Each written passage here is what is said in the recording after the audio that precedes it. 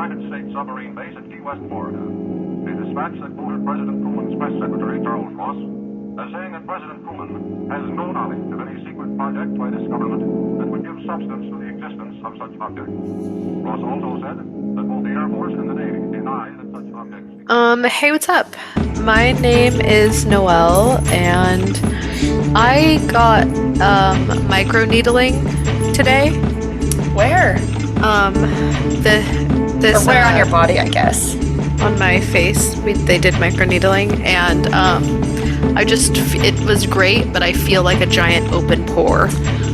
I am going to apologize right now. When you said microneedling, I immediately put the dry needling that I've been getting in physical therapy on it. I was like, oh! No. But you got No. One is for skincare and regimen, and the other one is for physical therapy. Yes, exactly. Okay. Exactly, yeah. Well, if you don't have a filter on your video, then it fooled me because you look great. You look filtered. Thank you. It's because it's really dim lighting in here. But who are you? Oh, I'm sorry because the last episode was not an hour long, and some of you roasted me mercilessly for it because you know how much I care about having at least an hour long. Wait, really? Yeah, what's crazy? No. Pause. Before you give them any benefit of the doubt, I'm gonna go. Let me get my soapbox out. Pull it out. Let me stand on it real quick. Suck my dick backwards, you little fucks. No, because I really want... No. There's... No. You know. There is a standard that you and I have implemented, which is at least 5 pages of notes. Now, we write our notes in Google Doc, which defaults to 11-point font of Arial, like sans serif font, and we do 1.15 spacing. We try to get 5 pages, which usually equates to an hour. Now, we did have some real life nonsense that was going on that made both of us a little tired.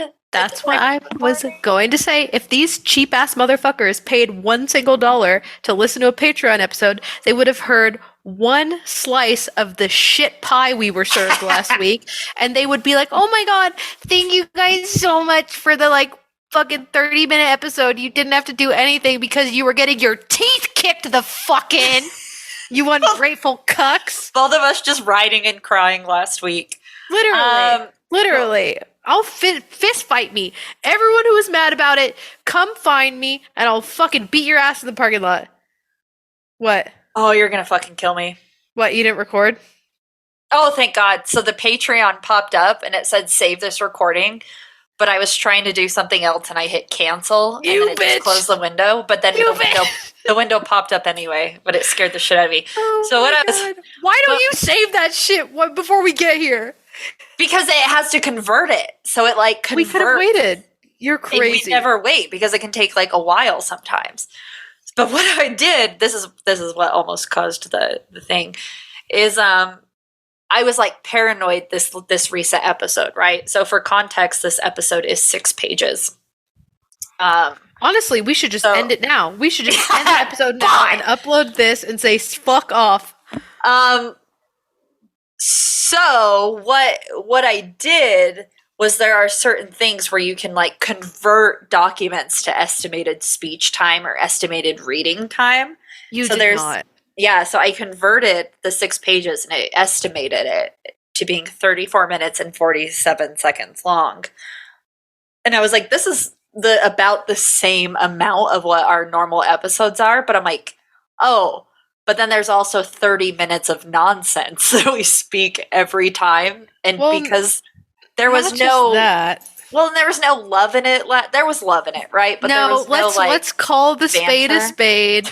Let's call the spade a spade.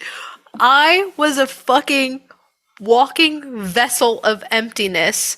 I had absolutely nothing to say or contribute. I was 5 seconds away from having a mental breakdown every 3 seconds. And I was like, yeah, Chelsea, let's just record. Let's record because we don't know what mental health is and we don't know what self-care is. Yeah. So let's go ahead and record. So Chelsea records the entire episode and I'm just like, yeah, this is crazy. Meanwhile, I'm looking at putting a gun in my fucking mouth. No. Goddamn motherfuckers have the audacity to be like, it's only 30 minutes. You know what's going to be 30 minutes? Longer than 30 minutes? Your ass beating. Noelle, no. We're so grateful that people keep us honest and on our toes for content. I'm not. I'm not. Next time I'm in a fucking mood like that, I'm just gonna get on here and cry for an hour, and you guys can listen to that. Honestly, that's you crying would be a great ringtone. Because then that way people would know. Never call me because or you because that's how much we hate it. If you call me, I just don't think I straight up know you don't care about me. It's true, especially when voice memos exist. Just send me a voice memo. We don't have to get on the phone. Actually, yeah, that's true. Every big piece of terrible or traumatic information I've ever given or received has always been via text. And this is where I would also like to point out that you and I are hypocrites because we say these things, and then what's the first thing we do when either of our dads text us and is like, hey, hey, do you got a minute? We're just like, oh my God, the world's ending. The worst things have happened. Yeah. And then it's just them being like, what's the name of that show? But we do the same fucking shit. So honestly, I'm going to eat my own medicine here and say sometimes a call is better. Yeah, right? Because my dad also called me like when we were recording Patreon and I immediately freaked out. And then I was like, hey, what's up? He said, oh, no worries. Just wanted to see if Loki was behaving.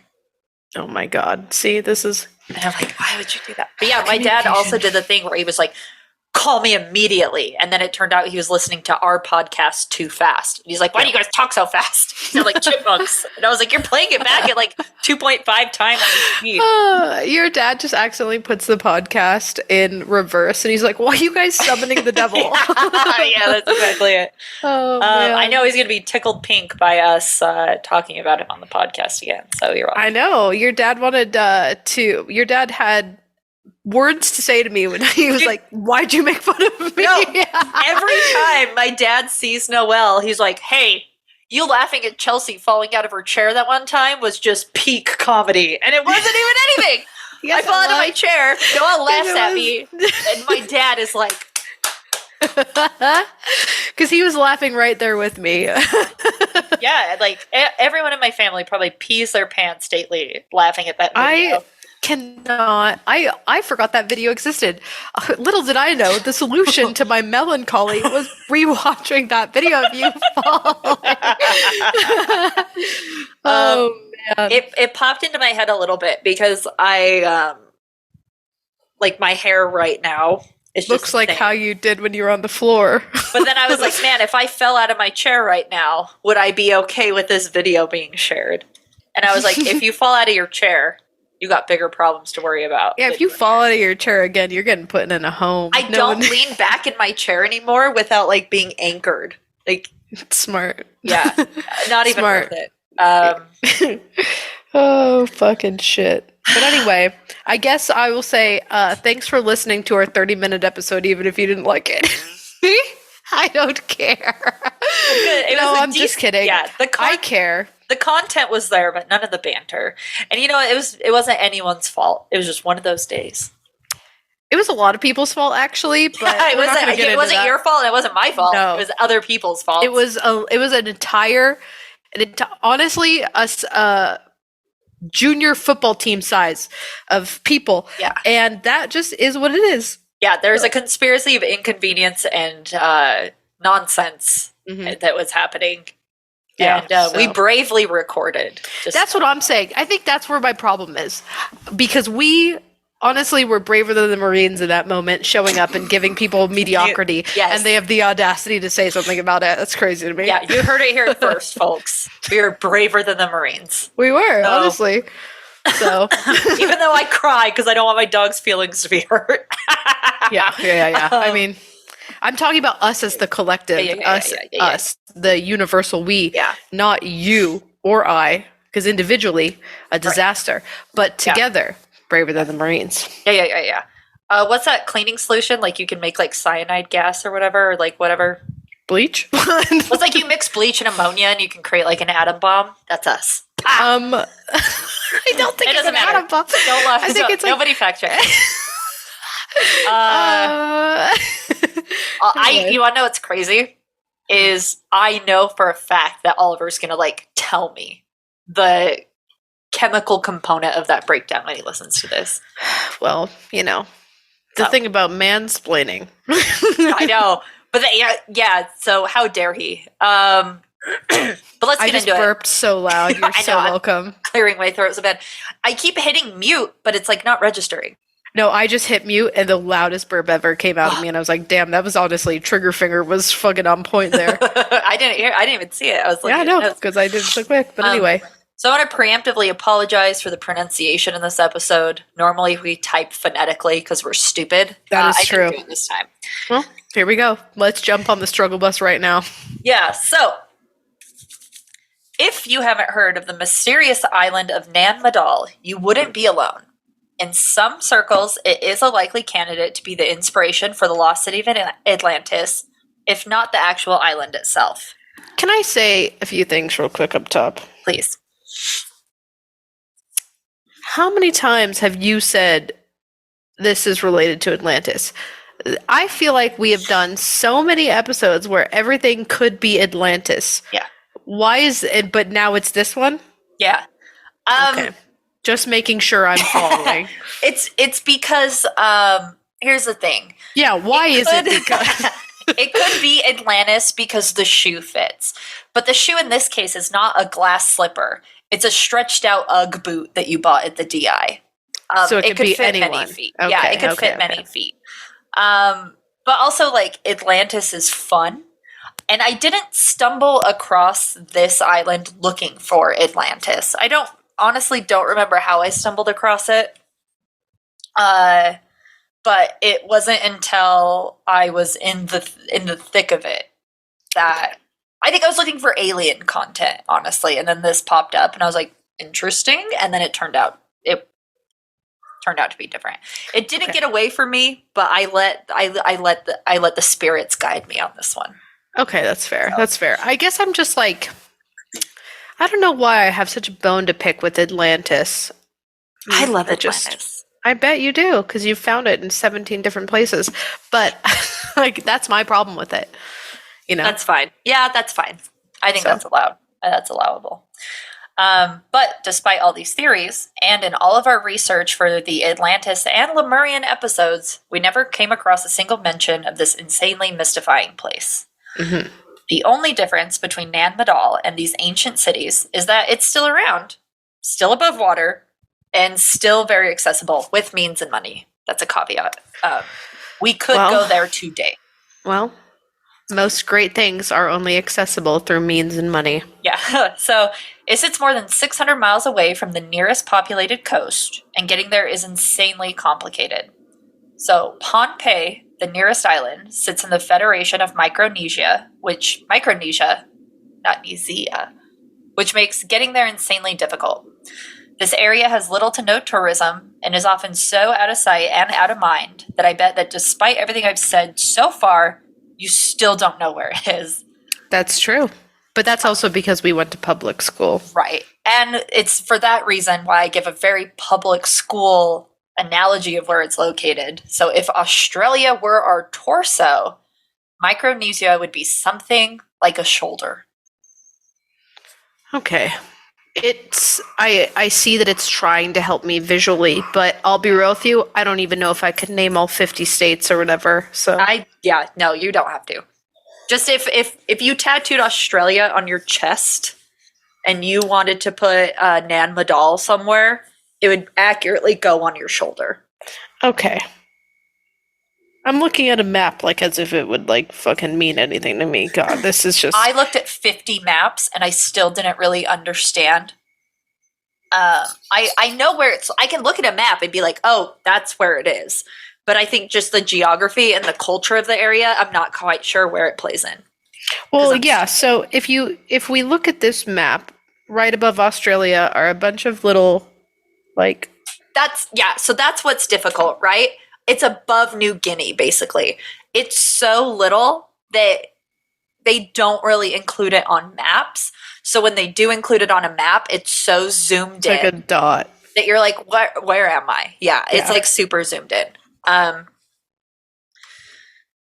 A little above New Guinea, super tiny. Yeah. Okay, that's I don't know if you said that. You should have led with that. I should have, yeah.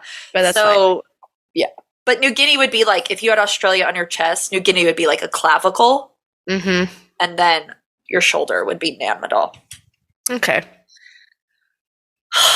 Man, now that you said that about Atlantis, I'm like really insecure about some of the sources I'm going to be sharing today. Chelsea, I'm going to be real with you. If you weren't insecure about your sources every time we fucking record, you're brain dead, dog. Are you kidding me? So, you shut up, Noel. So from AtlantisRising.com. There we fucking quote, Nan Madol is steeped in scientific controversy and legend. The word Pompeii means on an altar, and Nan Madol means the spaces between, indicating the canals or spaces between the artificial islands. One of the first archaeologists to collect data and artifacts at Nan Madol was the German Pole Johann Kubari. Kubari had 4 native wives, whom he kept on different islands in the Carolines. He loaded a ship with precious relics that he had dug up in the 1870s from Nan Madol, but the ship sank somewhere in the Marshall Islands, losing everything. So this is a colonizer man? This is a German man, yeah. This is a German colonizer, and he has 4 wives. He had hella wives. Okay, and I have a feeling they didn't love it. I'm going to say it right now. I have a very strong feeling. It might not be in the Atlantis website that you looked up, but I have a very strong feeling that the German colonizer who came in and stole from all of the islands and had wives on each island, they did not love it. No. And it's actually like, chef's kiss that you cut in when you did, because the next sentence is, Kubari committed suicide a few years later on Pompeii when one of his native wives left him for another man. So they got out. At least one. And then they all got freed. Yeah, Peace and love. Yeah. You know what I mean? Peace and love. Don't do that. But also, I'm just going to say this. It's not historically accurate. I don't know. I'm just going off of intuition and visions in my dreams. I bet he was a bad person. There's just something about a German colonizer on an island that makes me go, you know what? Maybe he's not missed. If he was only there for scientific reasons, because like archaeologists, I feel like can kind of, I'm speaking tongue in cheek because I fancy myself as a little something of an anthropologist myself. Yeah, you're BA. You don't respect, I agree with you. You don't respect the culture by taking advantage of the people there. Yeah, by marrying a wife for each island you colonize. That is not respecting the culture. Right. So, but he did write a valuable early manuscript on the history of Nan Madol, which passed to the hands of a native Pohnpeian family, presumably his wife's family, who kept it as an heirloom until it was accidentally burned in the 1930s to be lost forever. This is going to be a bit of a theme when it comes to the history of Nan Madol.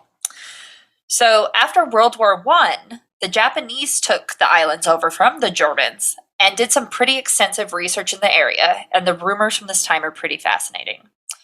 On good authority, the Japanese found platinum coffins and networks of underground tunnels that led to graves of the dead.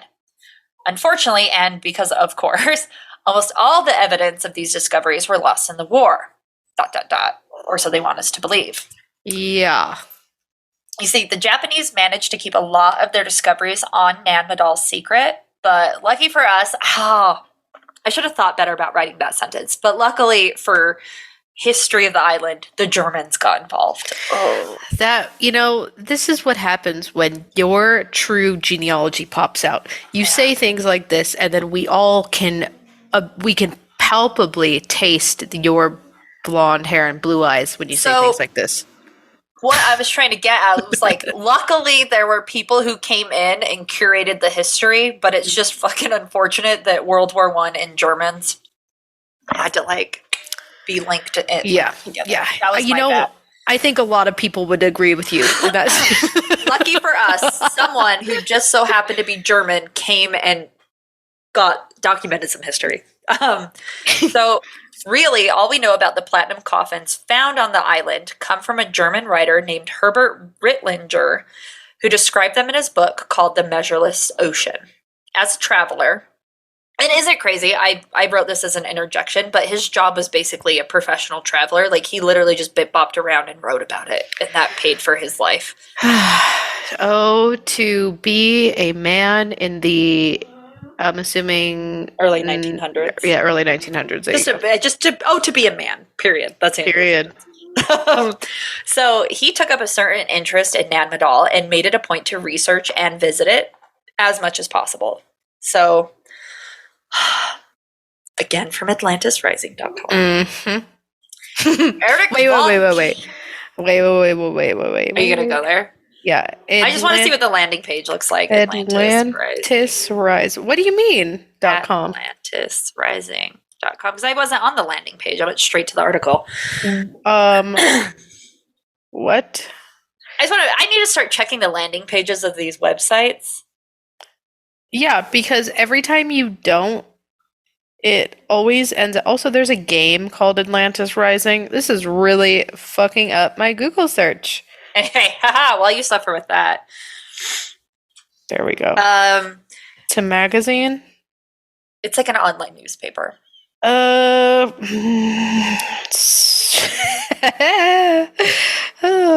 my god. They have memberships. They have multiple membership signups, membership projects, and they also have an option to publish your own book, because that's something that Atlantis Rising, the research group, will do, is give anyone a platform to say what they want to say. Also, Wikipedia, though, so don't hate on it too hard. Also, Noelle is somebody who happens to know or have personal relationships with people who happen to subscribe to such websites. I don't think you should make fun of them. I will. You know what? You're right. It's why should I make fun of you? Because it's $1.99 a month and it is insanely affordable. Robert M. Schnock, PhD. I have a very strong feeling that this man is not a PhD. You know, that's the fun part about the internet. You could do what you want. I would like you to take a quick little gander. And honestly, I might post this as the image of the episode. Did his PhD allow him to choose 17 different fonts for this one advertisement? I think that you're hating too much on true graphic design. This is the gas station dick pill of internet advertisements. The ones that are like on the little like 5-hour energy wraps. Yeah. That's you're exactly right. And honestly, I appreciate that. Just a quick thing is like, I think I told you in Typhoid Taylor, like my goal for you is to get you each a targeted ad shirt. Mm-hmm. I also have other ideas that I'm not going to disclose quite yet, but I really want to get you guys a targeted ad shirt. And so far, some of the ones that I have found for you look very much like that. So, I think you should spend more time on this website because, as I hit my mic, I'm waiting for it to come back because it's literally flipping through all of his different articles right now. Mm-hmm. But it had something to do with COVID. And there's a link between technology and bacteria. I was going to say, is it 5G and COVID? I mean, also there's an article called Afterlife for Pigs. Oh, I love pigs. So maybe check that out. But anyway, I want to tell everyone to go check out this website, but I also feel like all of our credit card information will be stolen and sold on the dark web if we do. So Wi-Fi can see through walls. This is incredible. Honestly, anyway. Okay, let's go. I will say I don't think that a lot of the stuff that I found on this website was also found on a bunch of other websites and that we will also reference. Mm-hmm. We will get into some more weird stuff. This isn't weird. We're not even into the weird shit. Oh, I can't wait. Okay. This is just basically like we're still in the history. This is the foundation. Yeah. So again, from AtlantisRising.com, Eric von Daniken quotes from Rittlinger's book, in his Gold of the Gods, and says that Rittlinger learned while on Pompeii that it was a brilliant and splendid center of a celebrated kingdom that had existed there untold millennia ago. The reports of fabulous wealth had enticed pearl divers and Chinese merchants to investigate the seabed secretly, and the divers had all risen from the depths with incredible tales. They had been able to walk on the bottom of well-preserved streets overgrown with mussels and coral. Down below, there were countless stone vaults, pillars, and monoliths. Carved stone tablets hung on the remains of clearly recognizable houses. And what the pearl divers did not find was discovered by Japanese divers with modern equipment. They confirmed with their finds that the traditional legends of Pompeii reported that the vast wealth in precious metals, pearls, and bars of silver. The legend says that the corpses rest in the House of the Dead. The Japanese divers reported that the dead were buried in watertight platinum coffins, and the divers actually brought bits of platinum to the surface day after day. In fact, the main reports of the island say that copra, vanilla, sago, and mother of pearl were supplemented by platinum. Rittlinger says that the Japanese carried on exploiting this platinum until one day 2 divers did not surface in spite of their modern equipment. Then the war broke out and the Japanese had to withdraw. Are they trying to say that because these guys were chipping away at platinum coffins underwater, that's why they lost the war? No, that would actually be really interesting. Maybe they did. Maybe there was like a curse that they unlocked. I feel like that's what I was getting from that sentence. I'm surprised you didn't pick up on it. Just that, essentially what I hope to establish from this is that so part of Nan Madol is kind of underwater, and we can talk about that a little bit, but the city and the technology that they had there is insane, and the wealth that they had there was insane. There is definitely an underwater city, not a conspiracy, and there is definitely insane amounts of wealth. Why the 2 did not surface, we'll talk about that a little bit later, and it is scientific. It's not actually a conspiracy, but essentially what's going on is that we're kind of building up to the idea that this could very well be an Atlantean myth that there is evidence for. So let's pause and backtrack for a little bit. So far, we have a non-conspiracy island that 100% exists, and it is built on a coral reef in the middle of the Pacific Ocean. Okay. So let's just take a quick peek at how difficult it even is to get to the island. So according to discover.hubpages.com, there isn't a straight shot to getting to Nan Madol. They say that you first have to fly into Hawaii via the Island Hopper flight, which is run only by United Airlines. Once you get a flight with them, you have layovers in the Marshall Islands, and then you'll have to wait there for a flight to Guam that only runs 3 days a week. Then you have to find a way to Pompeii, which they literally don't tell you how to do it. So I think you literally just ask a local to help you if they happen to be swinging by the area. From there, you get to the capital city of Palikir, and then from there you can get to Nan Madol. Again, they don't tell you how to do this, so I'm guessing that you just barter and trade with locals for transportation, or you just go there and you're like, is someone happen to be going this way, and you either hitchhike your way there or you just walk or swim. Okay. But essentially you have to depend on the locals, and it's not really inhabited, and you have to get dropped off, right? Because it's like an isolated little city. And good luck not losing your way on the island or as you make your way to the island, because as we talked about a little bit earlier, there's some mystery to it, which causes technology to not work there, which causes a lot of confusion when you're trying to navigate around. And it's because this area literally sits atop a series of magnetic anomalies, which make the use of a compass and some technology completely useless. Not a conspiracy. It does. And we'll talk about it a little bit later. But just by knowing this and what the Japanese were going through after World War I and World War II, returning to the island was not really a priority for them. But the Smithsonian did go there in the 1960s, hoping to get some real and inscrutable information on the strange island.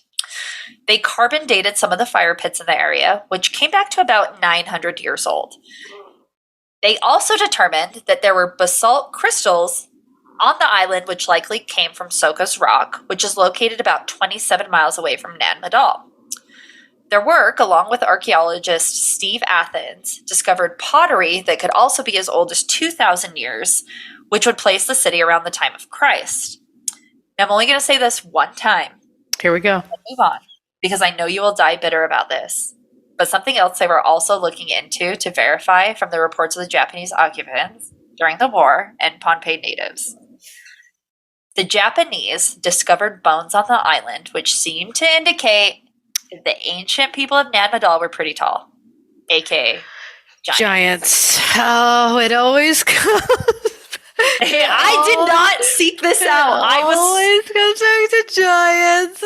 so they were about an average of 7 feet tall. So, like, when you traditionally think of giants, you want to think of, like, you know, these massive things. But 7 feet tall, that is a reasonable human feat, right? It's just some NBA players.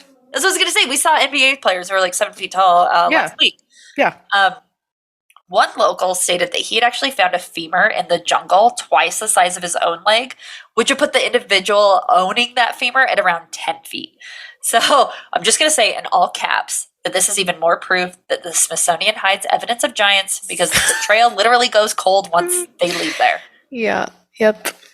But if you are lucky and you actually finally make it to Nan Madol, you're going to be met with some pretty unique sights.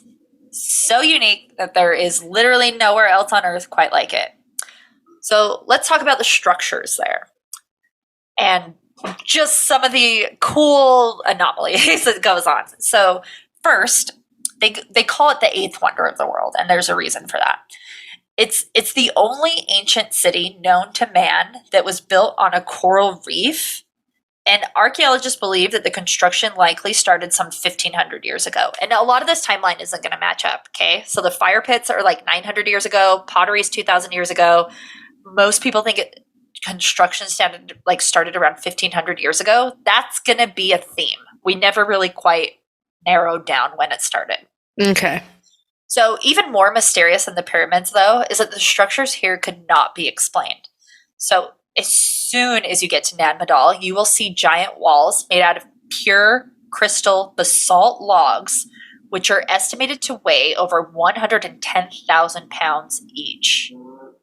And yeah, that is interesting. Like I'm looking at pictures of Nan Madol, and it literally looks like Lincoln log style cabins, but like doubled or tripled in size straight up. Yeah, with these when I heard a crystal basalt log, it just looks like kind of like dull obsidian, right? Mm-hmm. Like they are insanely massive, and the fact that they weigh over 100,000 pounds is insane. Yeah, that's crazy. There's even more insanity here because the people who moved these logs did so without the technology the ancient Egyptians would have used to build the pyramids, which would have been a lever and pulley system. Mm-hmm. And the stones that the Egyptians needed to move were a pathetically light 6,000 pounds. So these guys got them fucking beat in more ways than one. Yeah. And in its heyday, Nan Madol was likely only home to about 1,000 people. So when you compare that to the 1 to 1.5 million occupants in ancient Egypt at the time of the pyramids, the architectural feats of Nan Madol become even more impressive. And the cherry on top is, again, that they literally did it in the middle of the ocean on a coral reef. There is no technology known to man at that time that would have allowed people to achieve such constructive feats at sea level, which makes it even more complicated. And when you put it all together, the city itself has over 250 million tons of these crystal basalt logs stacked around an 11 square mile area, with some even being underwater. The island itself is very mountainous, meaning that there's very little possibility that the locals were able to transport any of these basalt logs via land. And since it was so heavy, it is also very unlikely that they were able to transport them via water either, because it would have been on bamboo rafts. Yeah, it would have just sunk. And the magnificence is that these structures are just as impressive as their weight. So in some areas of the island, these walls can be up to 20 feet thick and over 50 feet high. Also, some other strange things about the island that we haven't quite brought up yet is that there is zero access to fresh water here. Make it make Huh. sense. Yeah. Make it make sense. I mean, what do you think? Are you thinking aliens? Are you thinking some like weird race of people that's super strong and can drink salt water? No, this is where I kind of I didn't know what to expect going into this episode, but this is definitely where I go into more of the Atlantis Lemurian thing of like there was a very advanced civilization and we lost that technology. That's the only thing. Okay. Okay. As much as I love the alien stuff, I want to imagine that there's more to Earth's history than we fully comprehend instead of applying the alien technology band-aid. Yeah. I mean, I don't remember if it was, I think it actually was an old Joe Rogan bit, like back in the day when Netflix would send you DVDs type of Joe Rogan bit from that type of comedy special, pre him doing ayahuasca and losing his mind. But he would talk about, he was like, you know, if your remote broke, if all the smart people died, which they inevitably will because only idiots reproduce at massive amounts of rates, Right. if your remote stopped working, would you be able to figure it out? And he's like, as far as I'm concerned, there are little Keebler elves inside of my TV that make my remote work. And I can imagine the downfall of civilization being we all just step outside of our houses and yell across the street to our other dumb idiot neighbor, like, hey, is your TV working yet? And he's like, no. Yours? No. And then we keep doing that until the bears and the mountain lions start to realize that we're weak and dumb and Yeah. we have no power and no more smart people. And so they start to infiltrate the cities and attack us. And then all of a sudden we find ourselves reverting back inside of the caves until eventually someone figures out how to reinvent the wheel and we start all over from square one. And I think about that all the time because I'm like, you're so fucking right. That is exactly what would happen. And when you think about it through that perspective and lens, it makes a lot of sense or could make things make sense in that like we used to be this advanced beyond our wildest imagination society and then something happened to all the smart people and then only idiots were left and then we went back into the caves and started from fucking ground zero. I do. Yeah, there's even like I wouldn't say it's a conspiracy, but yeah, there's like the technological reset theory that says that happens all the time. Yeah. And that like the ice age was the last great reset for us. Well, I mean, think about it. It almost seems like a I can't even, I'm going to have Cyclical? cyclical. Gotcha. There we go. Yeah. Thank you. I had to stroke. This is what happens. But it's like cyclical, right? Like we get to this point, and I think we're getting close to it now, right? Where like resource guarding also includes education and intelligence and not just money, you know, and then the things become like tied. And at that point, you have this very small, tiny population of people who know how to do everything. And then when something happens to them, maybe even like a revolt, and all the smart people who know how to make the things work and the technology happen vanish or die or whatever, and only a bunch of fucking cavemen idiots are left, it makes sense. That's the technological reset. It honestly, it feels illuminating to understand and accept it. Yeah, or even if you think about we're kind of going into it a little bit right now with everybody's getting priced out of education. So only a certain tier of people can even get to the resources or knowledge to make themselves more intelligent or more knowledgeable. So it's like empowering the stupid to outnumber us all, and then it leaves the rich with only the resources, and eventually that burns out. It's not sustainable. Well, then it's the joke about like if you become more there was that one fucking movie. Oh my God, what was it? I can only remember specific scenes from the movie, like where they're trying to water the crops with Gatorade. Is it Idiocracy? Idiocracy. It's literally Idiocracy. And the smart people wait until they're financially stable, mentally ready to procreate, and by that time it's too late, or they've decided it's not a good financial decision for them, etc., etc. And like that's the joke, that like all the people who should have children no longer can, and only the idiots who are watering crops with Gatorade are creating litters of people. And so seeing technology die in a lifetime is reasonable and understandable. Yeah, we're heading right to it. I think so. I would even make the case that if we wanted to do Nan Madol, I don't even think we would be able to move that amount of weight without fucking damaging a coral reef or the ocean with no pollution. You know what I mean? We wouldn't even be able to do what they did today. Yeah. Yeah. Like I can't, and I know people have tried, and the like even with like the pyramids, right? They're like, well, we're gonna see if we can replicate how they did it, and we kind of have like a decent idea of how they could do it with like manpower, like raw manpower. But this island doesn't have any of that. It doesn't have manpower. It doesn't have resources. It doesn't have water. Insane. So, something that is accepted with the theory surrounding Atlantis and Lemuria is that they did possess technology that even modern man doesn't even come close to. Technically technology that would allow for sonar or pulse tech to move stones via air is a very popular Atlantean myth, especially since there are plenty of schools of thought who believe that these ancient people were even capable of flight. Something very different, though, that tends to get brought up with Nan Madol isn't the idea of technology, but it's the idea of them using black magic. Oh, that was a pivot I did not expect. Well, we'll move back, because you could also make the argument that magic and technology could be absolutely interchanged, depending on the where dumb the tech people. is introduced. The dumb people are explaining the technology as black magic. Okay, Right, now I'm back. because Now I'm back. Now I'm back. If we went back to medieval times and we had a flashlight, we would be burned at the stake. Yes, like, it's you're just so right. Battery power, man. Yeah, you're so right. But going back again, a little whiplash for you. In the case of Nan Madol, we are talking bona fide 100% homegrown black magic curses. Oh, okay. A little ankle breaking going on here. Yeah. So, earlier in the episode, we talked a little bit how difficult it is to get to the island, but that is not the only reason why very few tend to set foot there. So, over the years, the rumors of black magic surrounding Nan Madol has left it with the moniker of being the world's most cursed city.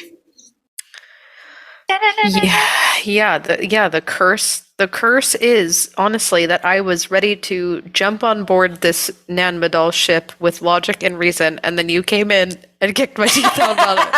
It's fun though. It's fun. So there are really neat Game of Thrones-esque myths that come from the locals, and I'm going to say my favorite one.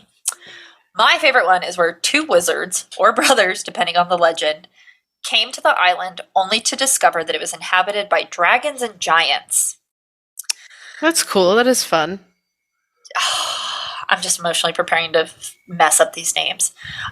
Named Olishipa and Oloshopa, they had a feeling as if the coral would boost their magic, and chose to build a massive city on the sea by levitating the stones into place and taking the local women as their wives. Historically, this is not a conspiracy. The dynasty that they created would come to be known as the Sadalur dynasty and would last for 16 generations. And their people did thrive there for a time, but eventually, back into a little bit of mythos, the tame dragons died off and the magic went back into the earth. The dynasty of the two wizards eventually became tyrannical, and the people on their island were suffering under the king's rule. According to Escafy.com, a warrior named Nan Paratox sailed to the island with 300 men and got the nobles to join his side for the inevitable war. Nan Paratox managed to wipe out the previous dynasty and took over as ruler of the area, but not for long. Eventually, everyone on the island was met with so much death and misfortune that the entire population was wiped out. This led to the belief that the original royal family from the wizards or brothers cursed the island, and that anyone who would step foot on it after they were gone would meet with a quick demise. And this is backed up by the historical record, which saw the Sadalur dynasty was pretty much thriving until 1628, when it suddenly disappeared from the face of the earth entirely. Missionaries were even sent to the area and found nothing. No written records, carvings, art, nothing. Only the rumors from the islanders remained. And even the history of the surrounding areas simply state that the city of Nan Madol was there before they were there, which is also how it came to be known as the City of Ghosts. See, I have to remind myself that dragons are one of those things that no matter where you are and what time period, like they pop up everywhere. Everywhere. And they are almost unanimously the same, even when there would have been no means of communication between these different civilizations at these times. It's a synchronicity, whatever you want to call it. And just like pyramids, you know what I mean? Like there was every culture, no matter where they were geographically, had this connection. And it almost makes me want to believe that they were real and here. And maybe it's because of Disney movies and pop culture that's made me like think that they're not and they're imaginary. But then you look at dinosaurs and you're like, yeah, of course a fucking dragon. Like, of course, that's just a fucking dinosaur. Like, and I don't know. The fact that they're just like culturally everywhere at all times and very similar in appearance makes me just be like, you know what? I need to take. What's funny is that like the childlike sense of wonder that Disney tries to like instill in people is what makes me remove any like this could be real. Like that's what sucks it out of me. Really? I'm like, yeah, isn't that weird? Like I feel like the childlike sense of wonder that like these animation studios put into dragons is what has also sucked its reality out of my brain into thinking it could ever be a possibility. But it makes more sense than anything. I mean, I still feel blessed and highly favored that I pretty much believe in everything, including dragons, because I don't understand the interpretation that we apply to it. Could it be a dinosaur? Sure. Also, and then it kind of begs the question of like, where's the evidence? But it's like this Carl Jung thing, like dragons are in the collective consciousness of man throughout history. Yeah, There's something there. Yeah, and it's like always the theme, and like even think about stories throughout different cultures and time periods when again no one was having this communication, and there was always like the dragon lives on top of the hill and it guards the eggs, and like the people want to go get the. It's just like it feels like there's no way that was a coincidence. Also, I will never doubt the efficiency of man's ability to wipe shit off the face of the earth. That's the fucking truth of it all. That is the fucking truth of it all. Yeah, so it's like, where's the evidence? And I'm like, we are the garbage disposal shittiest species to ever exist in this time frame. Yeah. We probably fucking ruined it the way we ruin everything else. Yeah. You're speaking the truths, man. It's like, find historical and archaeological evidence of my happiness. It's not there. It's gone. No evidence that it ever existed. I had a minor pep in my step today. The universe sensed it, made me forget my purse on the way to Petco today. So I had to drive all the way back. Yeah. Yeah, it's gone. There's no evidence. Yeah. No evidence. Yeah. So it makes sense, honestly. It makes so much sense. And it's so fun to think about it. Mermaids, dragons, Nessie. Honestly, now that we've really worked this out and gone to therapy about it, on the list of things that I believe, dragons is now topping it. It's number one. Dragons is above mermaids, above Nessie, above fairies, above goblins. Top of the list is dragons. As far as I'm concerned, they were real at a time, and we ruined it because we ruined everything good. 100%. And anybody who even ventured, like once religion and the church took over, anyone who even ventured outside of anything remotely interpreted as magic or other beings, they killed them. They crucified them. And you know there's fucking evidence of dragons in the Vatican that they're just sitting on. And I would believe it. Books like porn. Yeah. And they're like, I will never let anyone be happy. I will never let anyone know that we have dragons and fairies and mermaids, because we don't want anyone to believe in anything that wasn't extremely outlined and hardlined into the Bible. But I will make there is maybe evidence that there were dragons or dinosaurs in the Bible, but our modern interpretations got it confused with the hippo. That is an interesting take. Fun, huh? But there's this whole thing about behold behemoth, and it talks about this like behemoth in the Bible, and everybody's like, it's just a fucking hippo, but I'm like, maybe it is. mean, Anyway, we're getting off tangent, but we misinterpret everything all the time, so I'll let you have 100%. that. Thank you. So, in the early 1900s, the entire island was royally banned by a local king of the area named Namwarki. I'm so sorry. It is embarrassing. And I'm painfully white. Mhm. Stating that, quote, to disrupt the holy ground that once belonged to past rulers with supernatural powers would be breaking the law. So naturally enter the Germans again. Yeah. German Governor Victor Berg heard this warning and Victor, what are you mad, Victor? oh, I can't exist without smoke signals just entering my life. dude. I know. The true haunting of my life is smoke signals. Never seen it, but I cannot say, Victor, what about your dad, Victor? Are you serious? You've never seen it? No, I have seen clips.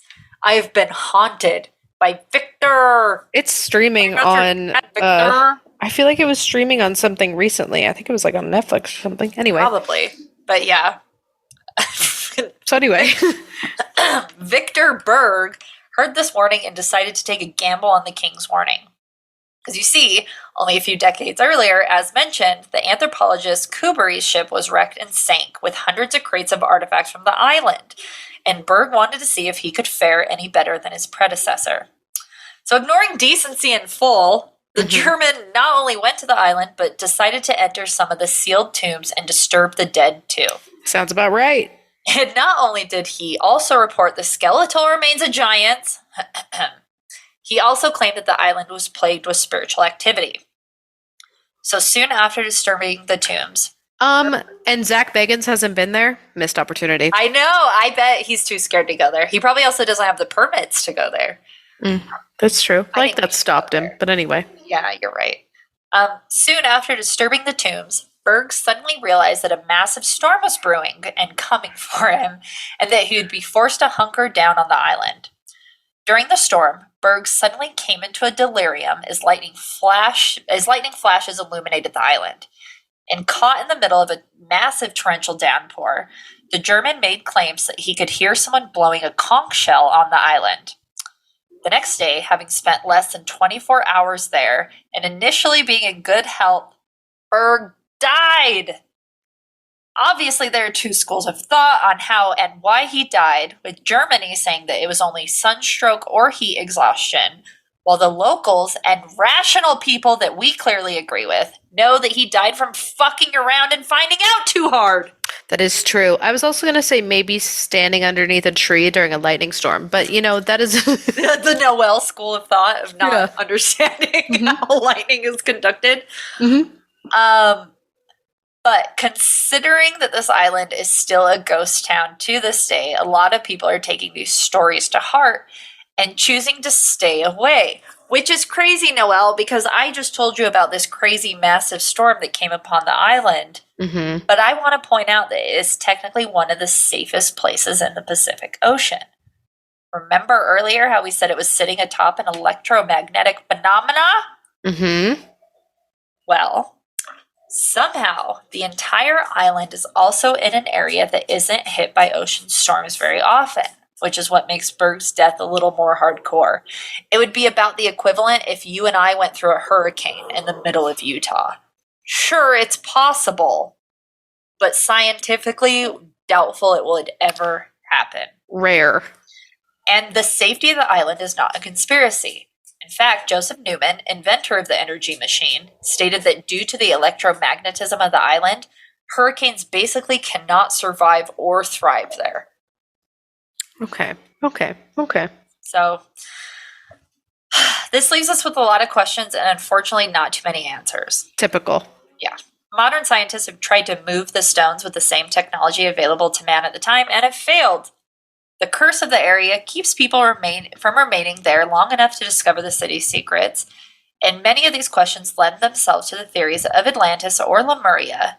But regardless of the theories, it's unlikely that we will ever truly know the secrets of Nan Madol.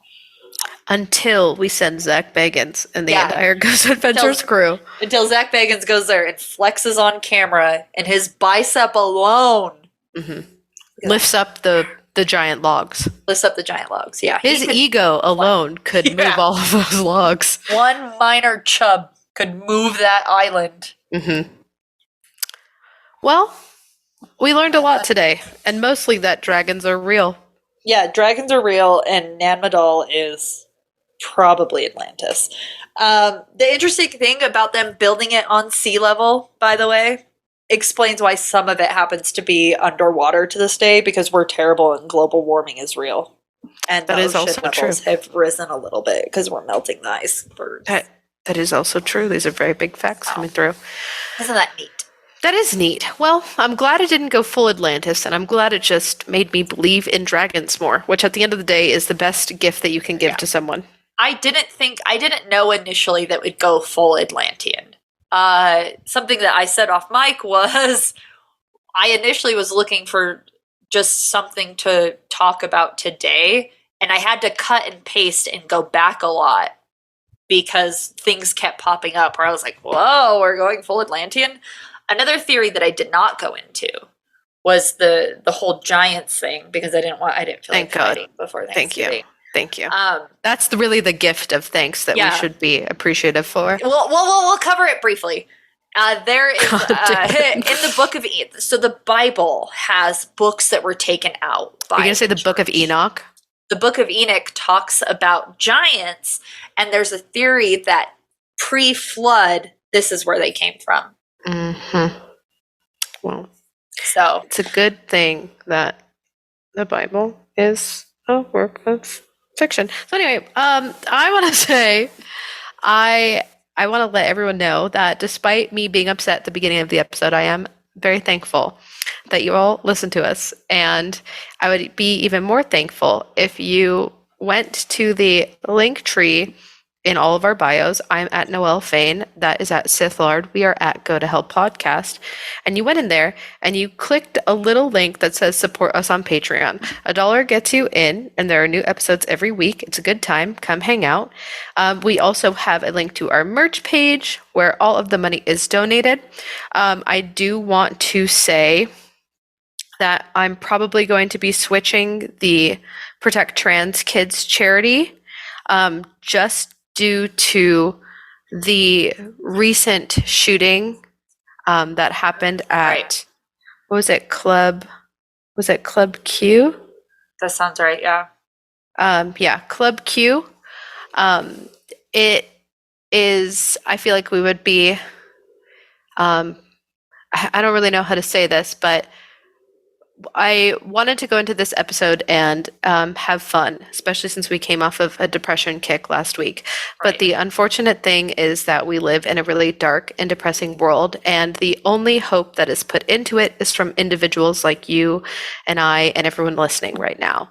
And it is very clear and obvious to me, as it is with everyone, that hateful rhetoric were the bullets behind that gun.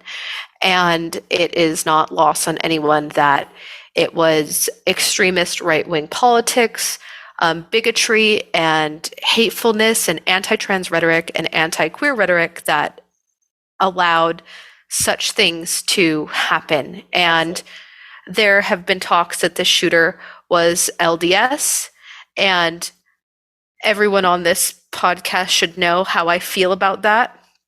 And when we think back to the same statements from Jeffrey R. Holland that he gave at BYU, saying that people need to take up arms against trans people, once again, tragedies like this, they don't seem so far removed from reality. They seem like an inevitability, which is why, again, it's up to us as individuals to stomp that shit the fuck out.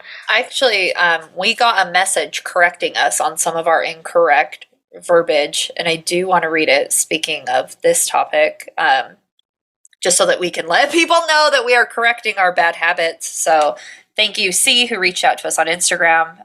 They said that, quote, I heard this a couple of times in the pod and forgot to reach out until I listened to your newest episode on Spotify. I know you are very serious about protecting trans lives, and I'm so grateful that you make bold statements about it. However, I've heard you both call trans people transgenders or transgendered. And in what I've seen, people feel better about being called trans people, and simply transgender. So we've kind of verbed it a little bit. Now, I'm not trying to criticize you, harshly just sharing with you what I think I've seen shared by the trans people I know. I'm not trans, and I am absolutely not at the center of the conversation, but I just wanted to mention this since I've seen criticism about the words you guys have used and wanted to bring it to you in case you haven't seen the conversation. I didn't know. I looked it up, and they're absolutely correct. Like, you don't say transgendered or transgendered. It's a very incorrect way to say it. So thank you for keeping us honest. I didn't realize it. Fucking dumb, but it won't happen again. Yeah. We'll never put a verb on the end of it.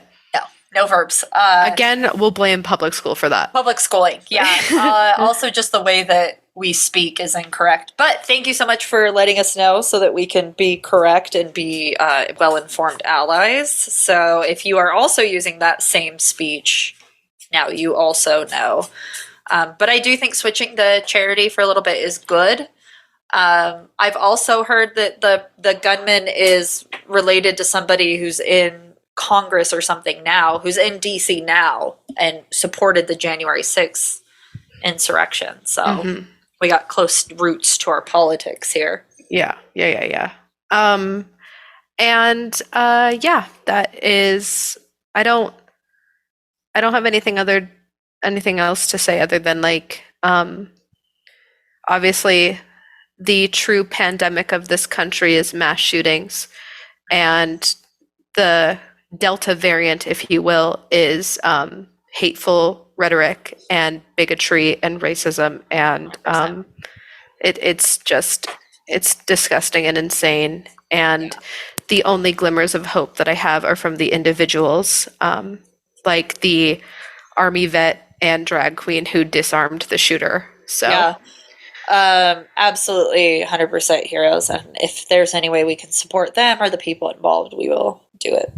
Yeah, so if you, I'm obviously going to be looking into charities for them. I did see a GoFundMe going around, but I do know that people have feelings about GoFundMe because of the kickback that website takes. Yeah. I think they might have changed some things. So like if it's for something like this, like helping the families of the victims, they might have like different protocols, but I'm not sure. So if you know of any charities specifically, let us know.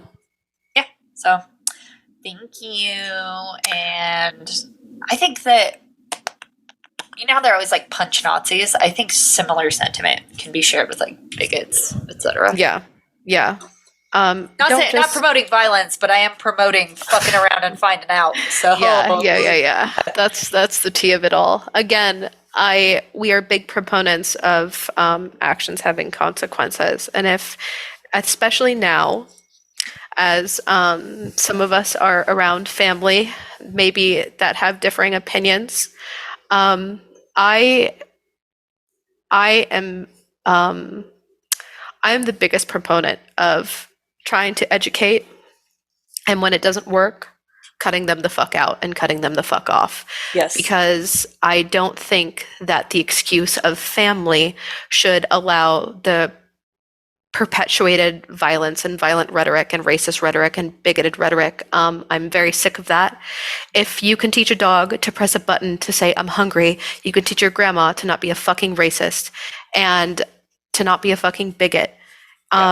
And I think one of the greatest examples that I had was, obviously my mom is not a bigot or a racist, but she didn't understand why people put pronouns in their bios and stuff. And we had a conversation about it, and it was received with love and understanding. It had a lot of confusion in the beginning, but we ironed it all out. And by the end of the conversation, she was like, will you show me how to do it? Will you show me how to put pronouns in my bios? Love that. And absolutely, I love that. And I just think if people really want to practice what they preach, and they really want to practice the graciousness of God, then they should truly put love in their heart. And that's what that is. So, yeah, and the pronouns, if you have your assigned pronoun that you got when you were born, you're very lucky, and as a sign of support, it's helpful to include those to just normalize the practice of using pronouns. So 1,000%. So Yeah, I don't know. I guess I'm saying stand your fucking ground. This holiday Yeah. season, the gift that keeps on giving is standing your fucking ground, especially in this day and age. Yes. And if you need help and resources, we're always happy to provide them. Absolutely. And yeah, that's basically all I have to say officially now. So now more than ever, I would like to give a special thanks to the number one, honestly, historical they them that is here for all of us with a Hail Satan. I don't know what to hail today. I'm going to say